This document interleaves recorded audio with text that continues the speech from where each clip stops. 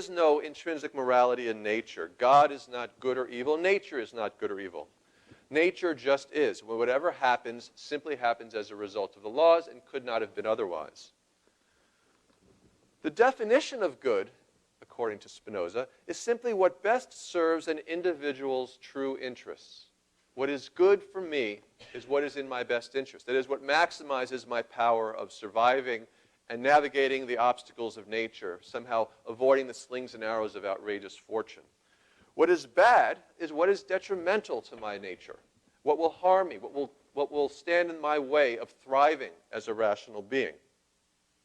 This doesn't mean that Spinoza is some rampant egoist who thinks that I have no moral duties to others, because it is in fact in my own best interest to ensure that other people act in certain ways. I think Socrates, in the Apology, put this quite well. When Socrates is defending himself against the claim that he's corrupted his fellow citizens of Athens, Socrates' defense is basically, what do you think I am, an idiot? I have to live with these people. Why would I act in such a way that corrupts them when I would have to continue to live among corrupted individuals? Therefore, your claim is patently absurd. Well, Spinoza is, I think, inspired by this claim of Socrates. And while his moral philosophy is thoroughly egoistic in the sense that all motivation for acting ethically is self-interest, he hopes to have demonstrated that it is in your own self-interest to see other people become as virtuous and thrive as rational beings as you do. So Spinoza, then, is an atheist for whom ethical behavior has nothing whatsoever to do with the truth of religious beliefs. Religious stories, and especially the stories of the Bible, can reinforce ethical behavior. And Spinoza is not beyond conceding that the people who wrote the Bible were outstanding moral teachers. But this doesn't mean that they were scientists, philosophers, metaphysicians, historians, or had any access to what is true. What they saw was that certain type of stories can inspire us to moral behavior. But morality itself, the foundations of morality, are independent of theology. Well, this brings us to, I think, maybe was what is often the thought behind the view that there can be no morality with God. Why then be moral if there's no eternal reward or punishment? If it's not a hope for a reward in heaven or fear of punishment in hell, what is the possible motivation for doing the right thing, for being a moral person? Now, I want to distinguish that from another question which philosophers are always concerned about, and that would be the question of weakness of will, or crasia, or incontinence.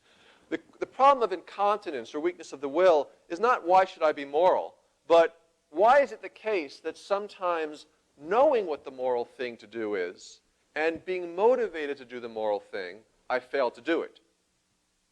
I know that I should do A, and I want to do A, and somehow, in the end, I fail to do A. That's the problem of weakness of the will. The motivation problem is, I know what is the right thing to do is, I see exactly what morality demands, and yet I can still ask, why should I do it? I feel no motivation to do what is right. And this is the problem that philosophers have struggled with, particularly once you've eliminated a theological superstructure for morality. Kant wrestled with it. Utilitarian philosophers like Mill wrestled with it. Spinoza, I think, once you've grounded ethics in self-interest, without giving up on moral duties to others, you can short-circuit the motivation problem because the motivation is built into the nature of morality itself. Once you see that human beings are naturally motivated by self-interest, in Spinoza's view, you can then move on to the weakness of will problem. Not ask why should we be motivated to do good, but then ask why do people ever fail to do what is right. What then do we have to learn today from Spinoza? Let me just suggest two things. First of all, there was lots of talk yesterday about how we can never prove that there is no personal transcendent God. In fact, Spinoza, as far as I can tell, is one philosopher at least who did think you could demonstrate with absolute certainty that there is no personal transcendent God by demonstrating what nature is, an eternal infinite substance actively generating everything that happens, and then taking the traditional definition of God, an eternal infinite substance who generates everything that happens, and show that one necessarily implies the other. You can demonstrate in the fact that if you truly understand what God is and truly understand what nature is, you can demonstrate that there is no such thing as a personal transcendent God, the God of sectarian religions. Secondly, Spinoza also shows us that there's a path.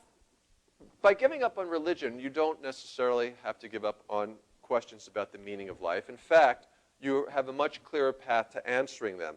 Spinoza, I think, introduces, and here, this is not something that Spinoza dealt with directly, but I think in Spinoza, we have a very nice analytical distinction between questions about the meaning of life and questions about the origins of life and the purpose of life. For Spinoza, you don't need to answer questions about the origin of life or the purpose of life to answer questions about the meaning of life. There's a problem with Spinoza in that he absolutely rejects free will. So what you cannot find in Spinoza is a kind of existentialist conception of the meaning of life. It's whatever you and your absolute freedom decide to make of it. But nonetheless, I think a great deal is gained by distinguishing questions about the meaning of life from questions about where life came from, why are we, what brought us here, and where are we going? Bayle, one of those 17th century impresarios, I think summed up the value of Spinoza quite nicely when he said, Bayle absolutely abhorred Spinoza's philosophy. He called it a dangerous atheism, and yet he said that Spinoza's life shows us that one could be a perfectly virtuous person without believing in God.